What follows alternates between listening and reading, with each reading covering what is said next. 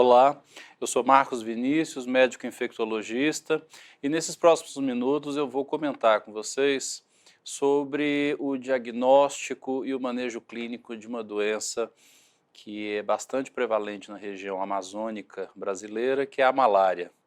A gente já teve malária em várias partes do Brasil e depois da década de 60, com uma campanha de erradicação da doença, a doença praticamente ficou restrita aos estados do que hoje a gente conhece como Amazônia Legal.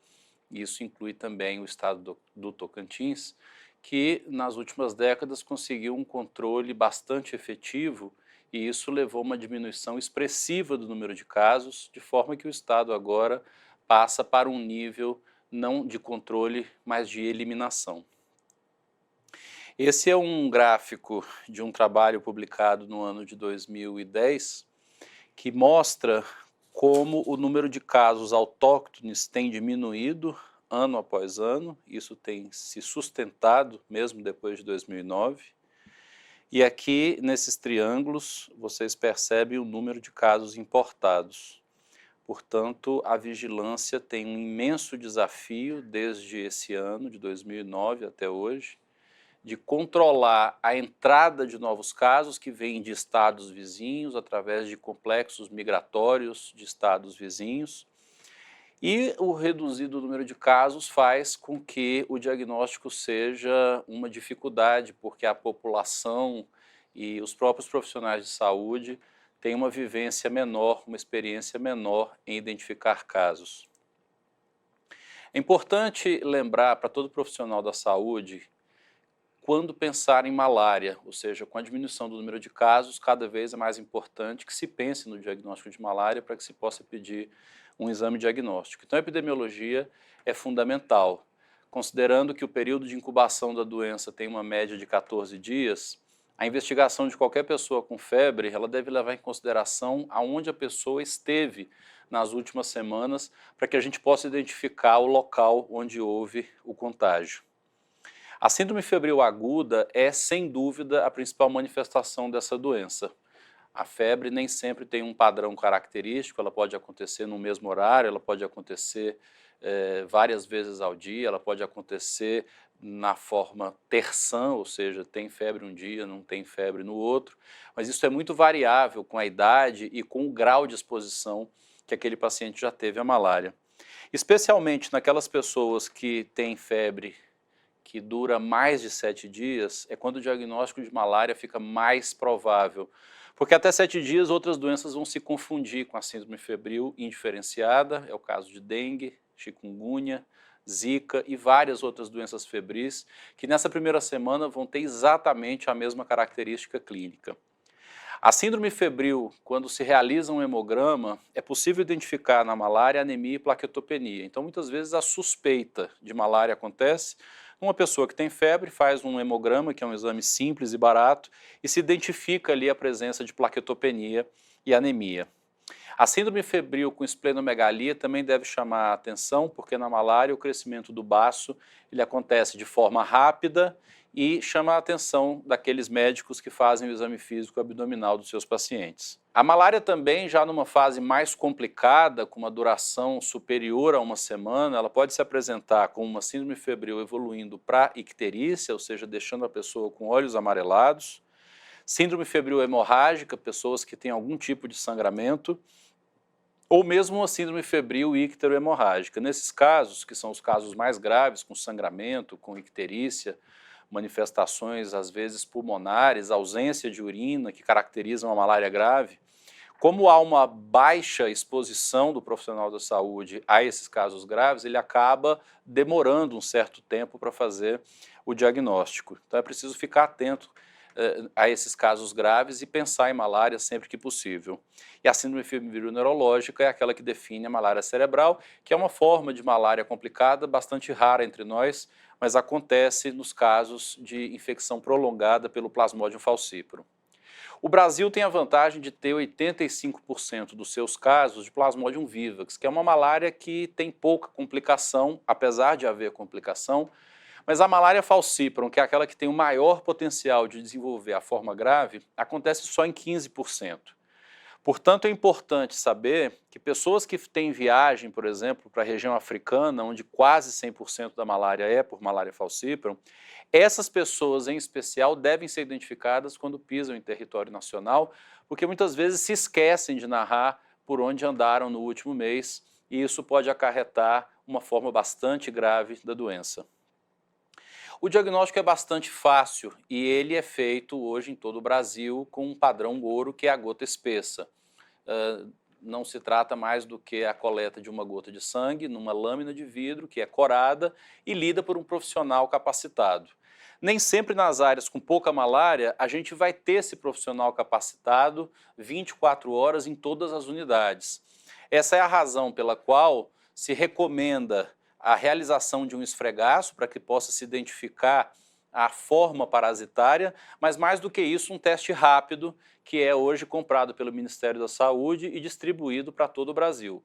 O teste rápido ele tem não só a utilidade de ser colocado em regiões amazônicas onde não há energia elétrica ou onde não há pessoas treinadas, mas também nessas áreas com poucos casos da doença, onde o número de microscopistas acaba sendo bastante reduzido. Esse é um diagnóstico relativamente fácil de ser feito, desde que o profissional pense na doença e faça a solicitação do exame. O tratamento da doença ele é completamente gratuito e ele é baseado em medicações, grande parte delas produzidas aqui mesmo no Brasil, medicações que têm um nível de segurança bastante alto. Essas são as medicações que nós temos. A cloroquina na dose de 150 miligramas do sal, ela é utilizada há bastante tempo, era usada para tratar todos os tipos de malária e hoje usada exclusivamente para o tratamento da malária vivax. A resistência à cloroquina do Plasmodium vivax, ela não é tão alta, ela gira em torno de 5 a 10%, e quando associada à primaquina, essa resistência acaba sendo menor ainda, menos de 1%. Os casos em que a gente identifica mais resistência, ou seja, falha do uso da cloroquina, acontece especialmente em crianças abaixo de 3 anos de idade. Por isso, essa é uma população que deve ser observada com mais cuidado. A primaquina, no caso do tratamento da malária vivax, ela tem uma função não só de adicionar eficácia à cloroquina no combate às formas sanguíneas, mas também faz a destruição dos hipnozoítos, que são formas latentes que ficam no fígado. E no caso da malária vivax, essas formas latentes são aquelas que vão levar a recaídas, que acontecem no Brasil por volta de 60 dias após a infecção inicial. O conjunto de ACTs, ou terapias combinadas com artemisinina, são utilizados no tratamento da malária falciparum, mas também nos casos de malária vivax que não responderam ao uso de cloroquina. Há muitas décadas já se utiliza a artemether-lumefantrina, que muitas vezes é chamada pelo nome comercial ainda, Coartem, e também temos o artesunato mefloquina, também conhecido como ASMQ, que é uma combinação de artesunato e mefloquina, que é produzido por Farmanguinhos, no Rio de Janeiro, e tem abastecido ao longo dos anos o mercado nacional. Eventualmente há falhas na sua produção, mas essa é uma medicação que tem sido cada vez mais colocada na prática e na rotina das áreas malarígenas pela facilidade de administração. O ASMQ pode ser usado uma vez ao dia, por 3 dias, ao contrário do Coartem, que precisa ser feito a cada 12 horas, o que leva a uma administração de 6 vezes, quando comparado a 3 vezes com o ASMQ. O tratamento de malária vivax, a primeira opção que nós temos é, portanto, o uso da cloroquina, que vocês estão vendo aqui, esse comprimido branco, que deve ser calculado de acordo com o peso do paciente, prioritariamente, lembrando que a dose máxima da cloroquina são 4 comprimidos no primeiro dia, 3 comprimidos no segundo dia e 3 comprimidos no terceiro dia. Abaixo de 1 ano de idade, pela dificuldade de administração de cloroquina, a gente prefere o uso de um ACT, no caso aqui o Coartem, que é feito de 12 em 12 horas, ou a ASMQ, que é feito uma única vez ao dia. Abaixo de 6 meses de idade não se pode usar a primaquina, mas acima de 6 meses já se começa o uso da primaquina com a função de matar formas latentes no fígado. A primaquina no Brasil, desde 1995, é feita durante 7 dias com um regime de dose dobrada. Portanto, deve ser corrigido por peso, como vocês estão identificando aqui, e começado no primeiro dia.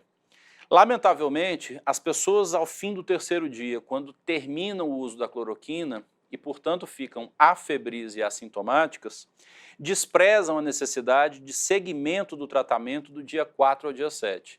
E esse é um importante reforço que deve ser feito junto ao paciente para que ele não deixe de tomar a dose completa de 7 dias, porque é isso que vai garantir a ausência de recaída numa média de 2 meses a seguir. Para aqueles casos em que o paciente é tratado com cloroquina e primaquina e em até 60 dias ou por volta disso, ele volta a apresentar sintomas e volta a apresentar uma nova gota espessa positiva para malária, deve-se suspeitar da eficácia da cloroquina, mas também da primaquina. Razão por essa que esse novo tratamento não deve ser igual ao primeiro. Ele deve acontecer agora com o uso de Coartem, como se fora o tratamento da malária falciparum, de 12 em 12 horas por 3 dias, e a primaquina, que havia sido utilizada por 7 dias, deve agora ter um reforço. Ela é usada na mesma dose diária, mas em vez de 7 agora, por 14 dias. Na grande parte dos casos, essas recaídas, elas têm um bom resultado com o uso de um ACT mais os 14 dias de primaquina. No caso da malária falciparum, o tratamento é mais simples, porque ele não tem dias adicionais do uso de primaquina. A primaquina ela é feita apenas no primeiro dia, numa dose muito pequena, o que garante a morte dos gametócitos, e isso faz com que aquele paciente não infecte novos mosquitos. Isso tende a interromper o ciclo de transmissão da doença. Então, a malária falciparum é prioritariamente feita hoje no Brasil com o uso de Coartem, que é utilizado em 2 doses no primeiro dia, 2 doses no segundo dia e 2 doses no terceiro dia, e isso garante a grande totalidade de cura dos casos de malária falciparum. Nós não temos ainda na região das Américas a resistência aos derivados de artemisinina, até porque aqui a artemisinina está sendo usada como uma droga parceira, que no caso é a lumefantrina. Portanto, no 4º dia, espera-se que todos os pacientes já tenham uma gota negativa. É recomendado que no 5º dia, todo paciente com malária, seja Vivax ou falciparum, realizem uma lâmina de verificação de cura. Isso garante não apenas fazer farmacovigilância dos efeitos colaterais das drogas, mas também permite avaliar se a parasitemia de fato está negativa com o uso da medicação. O tratamento da malária mista, que é um caso mais raro de se observar, ele geralmente acontece em locais em que há igual concentração de falciparum e de Vivax. Esses casos têm uma certa dificuldade de diagnóstico pela microscopia, mas quando acontecem devem ser tratados como se fora malária falciparum, com o uso de Coartem durante 3 dias, de 12 em 12 horas, mas eu preciso adicionar os 7 dias da primaquina para que eu possa ter a eliminação das formas hepáticas hipnozoíticas de malária vivax. Portanto, a conclusão é que as medicações que são usadas para falciparum, elas também servem para tratar vivax, mas o contrário não é verdadeiro. Um caso de falciparum não deve ser usado cloroquina por causa da longa resistência que esse parasito adquiriu a essa medicação. Existem algumas situações em que os pacientes têm uma deficiência de uma enzima antioxidante chamada glicose 6-fosfato desidrogenase. A gente abrevia ela como G6PD. 5% da população amazônica tem a deficiência dessa enzima, que acomete principalmente os homens. No Brasil, nós não fazemos um teste antes de usar a primaquina. Mas essas pessoas, quando fazem o uso da primaquina, por volta do 2º, 3º, no máximo 4º dia, podem apresentar uma urina escurecida, como se fosse cor de Coca-Cola. E isso indica que está acontecendo hemólise. Cada estado deve ter um centro de diagnóstico da deficiência de G6PD para que dê suporte a esses pacientes. Eles não podem usar a primaquina diariamente, mas também não podem ficar sem o tratamento radical, portanto, evitando as recaídas. Nesses casos, o guia do Ministério da Saúde recomenda que seja feito um tratamento com cloroquina e que semanalmente seja usada uma dose de primaquina, como vocês veem aqui na tabela, de 0,75 mg por quilo por semana, e essa administração é feita uma vez na semana durante 8 semanas. Esse é um regime terapêutico que garante que o paciente não terá uma hemólise grave que comprometa a sua vida, mas também que ele tenha o devido tratamento das formas hipnozoíticas, garantindo que ele não terá recaída. Essa é uma ilustração de um paciente cuja urina apresenta essa coloração enegrecida, e isso claramente acontece por volta do 3º dia do uso da primaquina, e é uma prova de que o paciente tem deficiência de GC-SPD. Como eu disse, é uma deficiência que acomete 5% da população, principalmente em homens, e as pessoas não sabem que tem a deficiência até o momento em que fazem uso da primaquina para o tratamento de malária. Esses casos devem ser sempre notificados, é preciso que se faça uma farmacovigilância de casos de hemólise induzidos por primaquina. A primaquina, com o aparecimento de sintomas, a suspeita da deficiência deve acontecer e a primaquina deve ser interrompida. O paciente deve ser encaminhado para uma referência médica estadual para investigação e manejo clínico, e casos com suspeita de hemólise devem ser notificados à Anvisa pelo sistema online Vigimed. Qualquer pessoa pode notificar um caso. A importância disso é conhecer o impacto dos eventos adversos de antimaláricos, sabendo que a primaquina é o que causa maiores transtornos na população. No caso de um paciente que tenha sinais e sintomas de malária grave, esse paciente deve ser encaminhado também para uma unidade de referência. Qualquer suspeita, como extrema palidez, desmaio, dificuldade para respirar, ausência de urina, sangramento, olhos amarelados, esse paciente deve ir então para uma unidade hospitalar, onde ele vai receber o tratamento, seja essa malária por falciparum ou por Vivax, com artesunato injetável, especialmente porque esses pacientes graves não conseguem aceitar a administração de medicação oral. É importante que esse quadro que está ilustrado no guia de malária do Ministério da Saúde, que haja uma adequada reconstituição do conteúdo com uma ampola de bicarbonato. A seguir se faz uma diluição com solução salina e essa administração pode acontecer tanto intravenosa como intramuscular. É importante que aqui se faça o devido cálculo da dosagem pelo peso e pela idade do paciente que está sendo atendido. Percebam que quanto menor o paciente, maior é a concentração de artesunato que tem que ser feita, e aqui uma tabela que auxilia no cálculo de quantos ml da diluição devem ser feitos a esse paciente. O artesunato é administrado 2 vezes ao dia e ele é administrado até o momento em que o paciente tolera o uso da medicação oral. Não se deve tratar a malária falciparum apenas com uma droga. Portanto, caso ele não consiga fazer a droga oral nos primeiros 7 dias, ele faz artesunato durante 7 dias e apenas no final complementa o tratamento com o Coartem ou com a SMQ, dependendo do que estiver disponível na sua unidade.